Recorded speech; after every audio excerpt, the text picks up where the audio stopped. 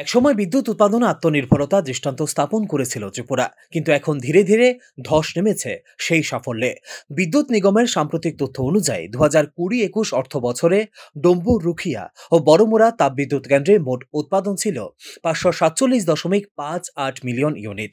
2024-25 সালের সেপ্টেম্বরে এসে সেই পরিমাণ দাঁড়িয়েছে মাত্র 116.72 মিলিয়ন ইউনিটে, অর্থাৎ উৎপাদন কমেছে প্রায় 79%। কেন্দ্রীয় সংস্থা গেল ও ওএনজিসি পর্যাপ্ত গ্যাস সরবরাহ করছে না বলে যুক্তি বিদ্যুৎ নিগমের। ফলে রুখিয়া ও বড়মুড়ার মতো তাপ বিদ্যুৎ কেন্দ্রগুলোতে সম্ভব হচ্ছে না পূর্ণ ক্ষমতায় উৎপাদন। কিন্তু এই সমস্যার সমাধানে সরকারের ভূমিকা কোথায় তা নিয়ে উঠছে প্রশ্ন। রাজ্য সরকারের দেওয়া তথ্য অনুযায়ী 2020-21 সালে বড়মুড়ায় উৎপাদন হয়েছিল 192 মিলিয়ন ইউনিট বিদ্যুৎ।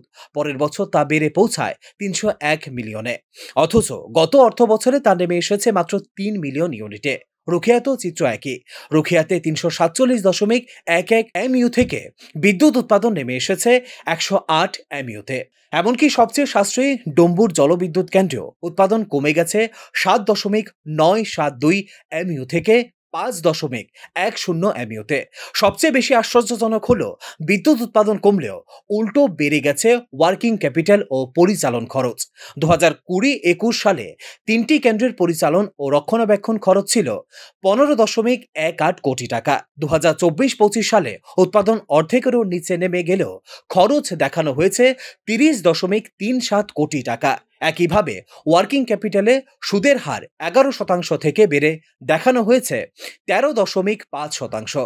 উৎপাদন কমে গেলে এই খরচ কিভাবে দ্বিগুণ হয় তা নিয়ে উঠছে প্রশ্ন।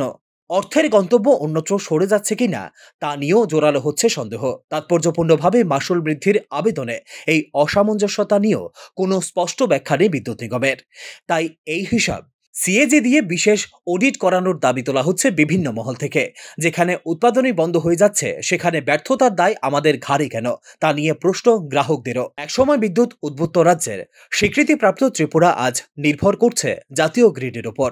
সরকারি সংস্থার গ্যাস ঘাটতি, নিগমের প্রশাসনিক ব্যর্থতা এবং অস্বচ্ছ আর্থিক চর্চা সব মিলিয়ে ত্রিপুরার বিদ্যুৎ খাতে কি আজ নেমেছে গভীর অন্ধকার তা নিয়েই আশঙ্কায় বিশেষজ্ঞ মহল। Bureau report, news now.